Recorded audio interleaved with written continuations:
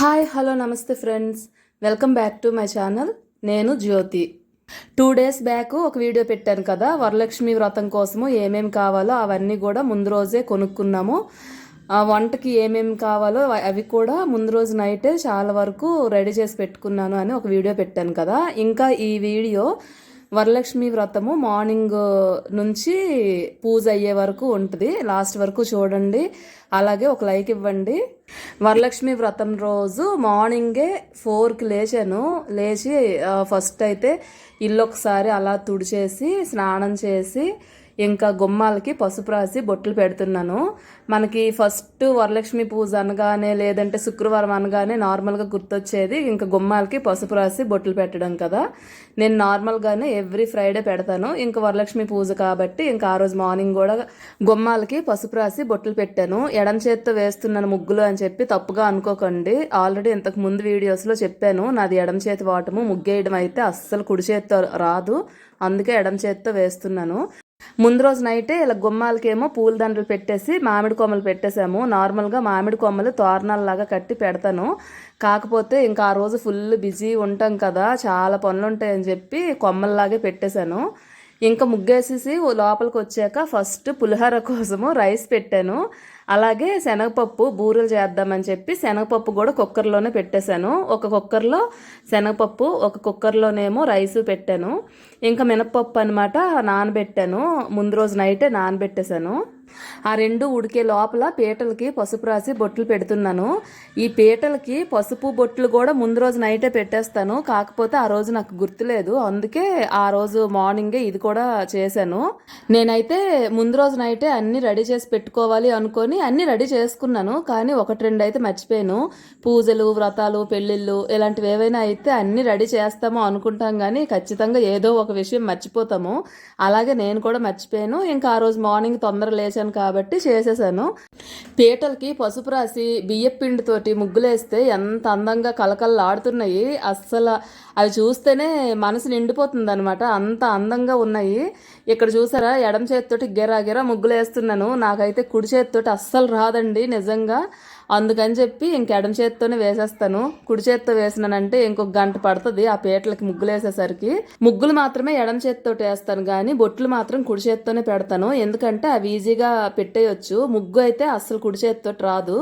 ఇంకా పీటలకి ముగ్గులు వేసేసరికి ఇంక శనగపప్పు ఉడికింది, కుక్కర్లో వేసి 2 విజిల్స్ ఉంచానండి. ఎక్కువ విజిల్స్ ఉంచితే మెత్తగా అయిపోద్ది. ఇంక 2 విజిల్స్ ఉంచాక కొంచెం వాటర్ అంతా పోయేదాకా ఫిల్టర్ చేసి ఇలా టవల్ మీద ఆరేసాను. ఇలా ఆరేయడం వల్ల మనం మిక్సీ కొడతాం కదా, అప్పుడు ఆ పొడి కొంచెము పొడిగా వస్తుంది అంటుకోకుండా, అలా అయితే బూరెలు బాగా వస్తాయి అన్నమాట. పొంగల్ చేద్దామని స్టవ్ మీద ఎత్తడి గిన్నె పెట్టి పాలు పోసి మరిగిస్తున్నాను. ఈ ఎత్తడి గిన్నెకి గంధము బొట్లు పెట్టాను అనమాట. మనం ఎప్పుడైనా ప్రసాదం కోసం పొంగల్ చేసినప్పుడు ఆ గిన్నె చుట్టూ ఇలా బొట్టులు పెట్టడము మనకు ఆనవాయితీ కదా, అందుకని అలా పెట్టాను. ఇంకా ఈ పొంగల్ కోసము పెసరపప్పు బియ్యము కలిపి నానబెట్టాను. ఇంకా పాలు మరుగుతున్నాయి కదా, ఇలా మరుగుతున్నప్పుడు ముందు నానబెట్టిన బియ్యము పెసరపప్పు ఇలా వేసుకోవాలి. వేసుకొని సిమ్లోనే ఉంచాలి, లేకపోతే పొంగిపోతూ ఉంటుంది, అది ఎక్స్ట్రా పని మనకి, అది తుడుచుకోవడము కలుపుకోవడము. అందుకే మనము అన్ని వంటలు చేసేసరికి అది ఉడుకుతుంది. అందుకే నేను ఇంకా బియ్యము అంతా వేసేసి కలిపేసి సిమ్లో పెట్టాను. పులిహోర చేద్దామని చెప్పి కుక్కర్లో రైస్ పెట్టాను కదా, అది ఇలా క్లాత్ మీద వేసి ఆరబెడుతున్నాను. ఎప్పుడైనా మనము ఎక్కువ క్వాంటిటీలో రైస్ పులిహోర చేయాలనుకున్నప్పుడు ఇలా క్లాత్ మీద ఆరబెడితే బాగా వస్తుంది, అంటే అంటుకోకుండా ముద్దవకుండా వస్తుంది అనమాట. ఈ కింద క్లాత్ ఉంది కదా, అది కాటన్ది, వాటర్లో తడిపి గట్టిగా పిండి దాని మీద రైస్ వేసుకోవాలన్నమాట.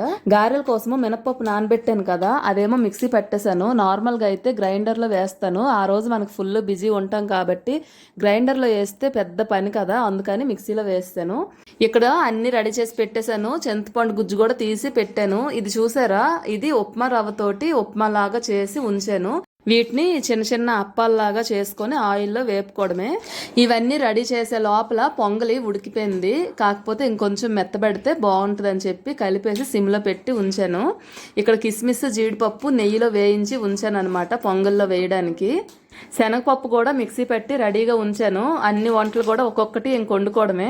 ఇక్కడ ఫస్ట్ పులిహోరకి తాలింపు పెట్టాను. క్లాత్ మీద వేయడం వల్ల పులిహోరలో తాలింపు వేసేసి ఎంత ఈజీగా కలుపుకోవచ్చో చూడండి. ఎంత మనం గరిటతో కలిపినా పులిహోర చేయి పెట్టి కలిపితేనే అది కలుస్తుంది. అందుకే ఇంక చేయి పెట్టి కలిపేశాను. ఈ గిన్నెకి వేసేసి ఇంకా అరిటాకు పైన మూత వేసేసి రెడీగా ఉంచాను అనమాట. ఇంక పులిహోర అయిపోయింది. పులిహోరకి తాలింపు కలిపే లోపల పొంగల్ కూడా రెడీ అయిపోయింది. కిస్మిస్ జీడిపప్పు అన్నీ వేసేసి రెడీగా పెట్టేశాను. ఇది కూడా అయిపోయింది. నెక్స్ట్ అప్పాలు చేస్తాను అని చెప్పాను కదా, అవి ఇవేనండి. సేమ్ మనం ఉప్మా ఎలా చేసుకుంటామో అలాగే చేసుకొని వాటిని అనమాట చేతితో ఇలా ఒత్తుకొని రౌండ్గా చేసుకొని ఆయిల్లో ఎర్రగా వేపుకుంటే రెడీ అయిపోతాయి. వాటిని అప్పాలు అంటారనమాట. ఇవిగోండి ఇవేని చాలా టేస్ట్గా ఉంటాయి. ఈ గోధుమ రవ్వతోటి అప్పాలు ఎలా చెయ్యాలో నేను ఇంకొక వీడియో తీసి పెడతాను. తర్వాత గారెలు వేస్తున్నాను. దేవుడి కోసం కాబట్టి ప్లెయిన్ గారెలే చేస్తున్నాను. మనము నార్మల్గా అయితే ఉల్లిగారెలు ఎక్కువ చేస్తాను. దేవుడికి ఉల్లిగారెలు చేయకూడదు కదా పూజలోకి, అందుకే ప్లెయిన్ గారెలు చేశాను. రౌండ్గా నున్నగా ఎంత బాగా వచ్చినాయో చూడండి. నాకైతే ఆ గారెలు వేస్తున్నంతసేపు కూడా చాలా సరదా అనిపించింది. అంత బాగా వస్తుంటే. బాగా రాలేదనుకోండి ఏ వంట అయినా, అది వండుతున్నంతసేపు చాలా చిరాకు అనిపిస్తుంది కదా. గారెలు వండడం అయిపోయిన తర్వాత ఇక్కడ బూరెలు వండుతున్నాను. ఈ బూరెలు ఇలా రౌండ్గా ఉండల్లాగా చుట్టడము కొంచెం టైం ఎక్కువే పడుతుంది కదా. నాకైతే మా ఆయన మా అమ్మాయి హెల్ప్ చేశారు. వాళ్ళు ముందు లెగలేదు, కరెక్ట్గా ఇవన్నీ రెడీ చేసినప్పటికి లేచారు. ఇంక స్నానం చేసి అలాగే నాకు కొంచెం హెల్ప్ చేయండి అంటే ఇలా రౌండ్గా ఉండలు చేశారు. వంటలన్నీ రెడీ అయిపోయినట్టేనండి. నేను ఎప్పుడు కూడా వరలక్ష్మి వ్రతంకి 5 రకాల వంటలు చేస్తాను. పులిహోర, గారెలు, బూరెలు, అప్పాలు, ఇంకొకటి పాయసము, అదే పొంగలి. పులిహోర అయితే ఎలా వచ్చిందో ఏమో, టేస్ట్ చూడకూడదు కదా. ఇంకా ఇవన్నీ కూడా అంచనా మీద వేస్తాను కాబట్టి స్వీటు అది సరిపోద్ది. ఒక్క పులిహోరలోనే పులుపు సరిపోయిందా లేదా అని డౌట్ వచ్చింది. కాకపోతే ముందు మనం టేస్ట్ చేయకూడదు ప్రసాదం కాబట్టి. పూజ అయిపోయిన తర్వాత మనం తినేటప్పుడు పులుపు సరిపోకపోయినా ఉప్పు సరిపోకపోయినా వేసుకోవచ్చు. ఇంక వంటలన్నీ అయిపోయిన తర్వాత ఇక్కడ పూజ సామాన్లకి బొట్లు పెడుతున్నాను. ఇవన్నీ కూడా ముందు రోజు నైటే తోమేశాను. ఈ తెల్లగా తెల్లతలు మెరిసిపోతున్నాయి కదా వెండి సామాన్లు, వీటికేమో నేను ఏరియల్ వాషింగ్ మిషన్ లిక్విడ్ ఉంటుంది కదా, ఆ లిక్విడ్ తోటి తోమాను. అందుకే తెల్లగా వచ్చినాయి. ఎప్పుడైనా సరే వెండి సామాన్లకి ఏరియల్ కానీ లేకపోతే సర్ఫ్ ఎక్సెల్ కానీ లేకపోతే ఏదైనా వాషింగ్ మిషన్ లిక్విడ్ ఏదైనా ఉంటుంది కదా, ఆ లిక్విడ్ తోటి తోమితే చాలా తెల్లగా వస్తాయి. పూజ సామాన్లు అన్నిటికీ బొట్లు పెట్టేశాను. తర్వాత ఇక్కడ చూడండి మా అమ్మవారు ఎంత అందంగా రెడీ చేశానో కదా. నాకైతే 2 కళ్ళు సరిపోవట్లేదు చూడడానికి. నాకు ప్రతి సంవత్సరం కూడా ఇలా చేసుకోవడం చాలా ఇష్టం అనమాట. ఇంతకు ముందు అయితే నార్మల్గా కలసం పెట్టే చేసేసేదాన్ని. మా అమ్మల ఇంట్లో కూడా ఎక్కువగా కలసం పెట్టే చేస్తారు. నాకు పెళ్లి కాక ముందు నుంచి కూడా మా అమ్మల ఇంట్లో ఈ వరలక్ష్మి వ్రతం చేస్తుంది మా అమ్మ. అందరూ చేస్తారు, మా అమ్మల ఊర్లో మా అత్తల ఊర్లో అందరూ చేస్తారు. వాళ్ళందరూ కూడా ఫోటో కలసం పెట్టుకొని చేస్తారు. నేను కూడా అలాగే చేసేదాన్ని. కాకపోతే మేము ఇల్లు కొనుక్కొని ఈ ఇంటికి వచ్చిన తర్వాత మా ఎదురింటి ఫ్రెండ్ ఇలా చీర కట్టి అమ్మవారిని బాగా రెడీ చేసిందనమాట. ఒక సంవత్సరము, ఫస్ట్ సంవత్సరము. ఇంక అప్పటి నుంచి కూడా నాకు కూడా అలాగే అమ్మవారిని చీర కట్టి ఇలా అమ్మవారిలాగా రెడీ చేసి చూసుకోవడము, పూజ చేయడము అంటే నాకు చాలా ఇష్టం అనమాట. అప్పుడు స్టార్టింగ్ ఇయర్లో అంటే ఈ ఇంటికి వచ్చే స్టార్టింగ్ ఇయర్లో ఒక్కసారి యూట్యూబ్ చూసి ట్రై చేశాను అనమాట అమ్మవారిని ఎలా చేయాలో అని. ఇంకా అప్పటి నుంచి 4 ఇయర్స్ అవుతుంది. ఎవ్రీ ఇయర్ ఇలాగే అమ్మవారిని చేసి పూజ చేస్తాను. నాకైతే అలా అమ్మవారిని తయారు చేసిన తర్వాత అలాగే చూసుకొని ఉండిపోవాలనిపిస్తుంది. నాకైతే అంత ఇష్టం అనమాట. నెక్స్ట్ ఇక్కడ పూజకి అయితే అన్నీ రెడీ అయిపోయాయి. తోరాలు ఉంటాయి కదా, తోర పూజ అంటాము. 9 ముళ్ళేసి ఒక పువ్వు కానీ ఆకు కానీ కంకణం లాగా కట్టుకోవాలి. ఇంకా అవి రెడీ చేశాను. ఈ తోర పూజ చేసిన తర్వాత చేతికి కట్టుకోవాలి, అందుకే రెడీ చేసి పెట్టాను. ఇక్కడ మా అమ్మ అన్నీ నాకు ఇచ్చేసాయి, ఇక్కడ పెట్టేస్తాను, నువ్వు అక్కడ నుంచి నాకు అందించేయి అంటుంది. ఇంట్లో ఇలా పూజలు చేస్తే ఇంక వాళ్ళకు కూడా సరదా కదా, ఏదో ఒకటి చెయ్యాలి అని చెప్పి. అందుకే ఇంక తనకు కూడా అవన్నీ వంటలు తన దగ్గర పెట్టేయమ్మా అని చెప్పాను. తను కూడా హెల్ప్ చేసింది. నెక్స్ట్ మొన్న జిఆర్టీలో గోల్డ్ కొన్నాను అని చెప్పాను కదా, అవి ఇవేనండి. పైన పగడము కింద ముత్యము వచ్చినాయి. ఇవి మా అమ్మాయి కోసము తీసుకున్నాను. ఎప్పటి నుంచో అనుకుంటున్నాను కానీ ఇన్ని రోజులకి కుదిరిందనమాట. నెక్స్ట్ పూజ సామాన్లన్నీ తీసుకొచ్చి ఇక్కడ అన్నీ సర్దుతున్నాను. ఆల్రెడీ అమ్మవారికి తాంబూలము, చీర, పళ్ళు అన్నీ రెడీ చేసి ఒక ప్లేట్లో పెట్టేశాను. ఇంకెక్కడ దీపాలు, ఫ్రూట్స్ అన్నీ సర్దుకుంటున్నాను అనమాట. అన్నీ సర్దేశాక ఇంకా పూజ చేయడము ఎంతసేపు పట్టదు కదా, ఇలా పూజకి అన్నీ అమర్చుకోవడమే టైం పడుతుంది కానీ పూజ ఎంతసేపు ఉండదు. మా ఆయనేమో ఇంక నా వెనకాల నిలబడి పొద్దున్న నుంచి చేస్తున్నావు ఇంకా పూజ రెడీ కాలేదా అని అంటున్నారు. ఇంక వీడియోలో మా ఆయన ఎక్కడ కనిపించరండి, పక్కన కనిపిస్తారు అంతేగాని ఫేస్ కనిపించదు. ఎందుకంటే మా ఆయనేమో నాకు ఫస్ట్ యూట్యూబ్ ఛానల్ స్టార్ట్ చేసినప్పుడే చెప్పారు, నువ్వు వీడియోలో అయితే తీసుకోగాని నన్ను అయితే చూపించకు అని. ఇంకా సరే అని చెప్పి ఆయన్ని చూపించట్లేదు అందుకే ఏ వీడియోలో కూడా. ఇంకా యూట్యూబ్లో నేను కొంచెం వ్యూస్ అవి బాగా వచ్చి సక్సెస్ అయితే అప్పుడు చూపిస్తాను అనుకుంటున్నాను. ఇంకా ఈ లోపల అయితే మా ఆయన అస్సలు నాకు పర్మిషన్ ఇవ్వలేదు ఆయన్ని చూపించడానికి, అందుకే ఆయన్ని ఎక్కడ చూపించట్లేదు. ఇంకా దీపాలు వెలిగించేసి అగరబత్తి, ధూపము అన్నీ వేసేసి రెడీగా ఇంకా మా ఆయనకి పిలిచాను అనమాట. పూజ స్టార్ట్ అయ్యింది రండి అని చెప్పి. ఎవ్రీ ఇయర్ కూడా మా ఆయన నేను కలిసే ఈ పూజ కూర్చొని చేస్తాము. ఈ వరలక్ష్మి వ్రతం చేసినప్పుడు చాలామంది టీవీలో కానీ ఫోన్లో కానీ ఆ కథ పంతులు చదువుతారు కదా, అది ప్లే చేసేసి మనంతటి మనమే పూజ చేసుకోవచ్చు. ఇప్పుడు అందరూ అలాగే చేస్తున్నారు. కానీ నాకేమో నా నోటితో చదివితేనే నాకు అదొక తృప్తి అనిపిస్తుంది. అందుకని చెప్పి ఇంకా నేనే చదివాను. ఇప్పుడే కాదు, మా అమ్మల ఇంట్లో దగ్గర నుంచి, నాకు పెళ్లి కాక ముందు నుంచి కూడా మా అమ్మల ఇంట్లో పూజ నేనే చదివేదాన్ని. ఇంకా అలాగ అలవాటు అయిపోయింది. చూడకుండా ఏవి రావు కానీ నాకు దేవుడి మంత్రాలు అలాగా చూసి మాత్రం ఎంత కష్టమైన మంత్రాలైనా చదివేస్తాను. నాకు తెలుగు బాగా చదవడం అది వస్తుంది అనమాట. తెలుగు ఎంత కష్టమైన కఠినమైన పదాలైనా చదివేస్తాను. అందుకే నా సొంతంగా నేనే బుక్ చూసి మంత్రాలు చదివి కథ అది చదువుకున్నాను. మేము పూజ చేస్తున్నంతసేపు కూడా మా నాయుడు మా అమ్మాయి ఇద్దరు మా దగ్గర కూర్చున్నారు. నార్మల్గా అయితే పూజలు చేస్తున్నప్పుడు పిల్లలు సరిగా ఉండరు కదా, కానీ మా పిల్లలు మాత్రం పూజ అయినంత వరకు కూడా మా దగ్గర కూర్చొని ఆ పూజ వింటారు. అలా అయితే నాకు ఎంత హ్యాపీ అనిపిస్తుంది వాళ్ళు పూజ దగ్గర కూర్చుంటే, ఎందుకంటే అందరం కలిసి పూజ చేసినట్టు ఉంటుంది కదా.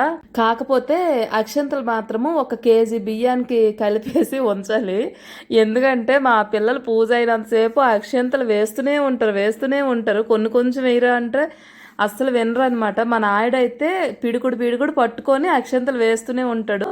ఇంకెక్కడేమో తోర పూజ అయ్యిందండి. ఇంకా తోర పూజ అయిన తర్వాత నేను మా ఆయనకు కట్టాను, మా ఆయనేమో నాకు కట్టారు, మా అమ్మాయి కూడా కట్టుకుంది. తోరం కట్టుకున్నాక అష్టోత్తరం చదివి ఇంకా పూజ కథ ఉంటుంది కదా, ఆ కథ కూడా చదివాను. ఇంకా పూజ అంతా అయ్యాక హారతి కూడా ఇచ్చాను అనమాట. ఇంకా పూజ అయిపోయిన తర్వాత మా ఆయన కాళ్ళకి దండం పెడుతున్నాను. మా ఆయన ఏమో సంవత్సరానికి ఒకసారి కదా బాగా దండం పెట్టుకో అంటున్నారు. అసలు రోజు పెడితే మంచిదే కానీ అసలు మనకు ఆ అలవాటే ఉండదు. నాకైతే అస్సలు ఉండదు. సంవత్సరానికి ఒక్కసారి, అది కూడా వరలక్ష్మి వ్రతం రోజు మాత్రం కంపల్సరిగా దండం పెడతాను మా ఆయన కాళ్ళకి. ఇంకా పూజ అంతా అయిపోయింది. ఇక్కడేమో తాంబూలానికి రెడీ చేస్తున్నానండి. ఇవాళ రేపు ఏంటంటే చాలామంది రిటర్న్ గిఫ్ట్లు ఇస్తున్నారు కదా, నేనైతే అలా రిటర్న్ గిఫ్ట్లు ఏమీ ఇవ్వను. మా అమ్మాళ్ళ ఇంట్లో ఎలా అయితే మా అమ్మ చేసేదో పూజ నేను అలాగే ఫాలో అవుతున్నాను. అసలు రిటర్న్ గిఫ్ట్లు అని ఏమి ఇవ్వను.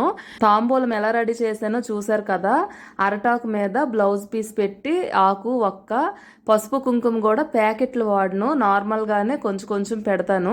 డజన్ గాజులు పెడతానండి, అంతే అనమాట. ఇంక శనగలు ఎలాగో మనకు తాంబూలంకి ఉండాలి కాబట్టి శనగలు ఇస్తాను, అంతేనండి నేను ఇచ్చే తాంబూలము. ఎప్పుడు కూడా నేను రిటర్న్ గిఫ్ట్లు ఇవ్వను. ఇంకా మా ఎదురింటి వాళ్ళకి, పక్కింటి ఫ్రెండ్, మా పైన అందరికీ పిలిచాను అనమాట. వాళ్ళందరూ ఆల్రెడీ పూజలు అయిపోయి ఒకరింటికి ఒకరు వెళ్ళి తాంబూలం కూడా తీసుకున్నారు. నా పూజ లేట్ అయిపోయింది, 12 అయిపోయింది. ఇంకప్పుడు రమ్మంటే అందరూ ఒకేసారి వచ్చారు వచ్చారనమాట. అందరికీ తాంబూలం ఇచ్చాను. వాళ్ళ కాళ్ళకు పసుపు రాస్తుంటే వద్దు ఎందుకు అంటున్నారు. కానీ చిన్నోళ్ళు అయినా సరే ఆ రోజు మన ఇంటికి వచ్చిన వాళ్ళు ఎవరైనా మహాలక్ష్మిలతో సమానం కదా మనకి. అందుకని చిన్న పెద్ద తేడా ఉండదు, అందరికీ కాళ్ళకు పసుపు రాయాలి, వాళ్ళ కాళ్ళకి దండం కూడా పెట్టాలన్నమాట.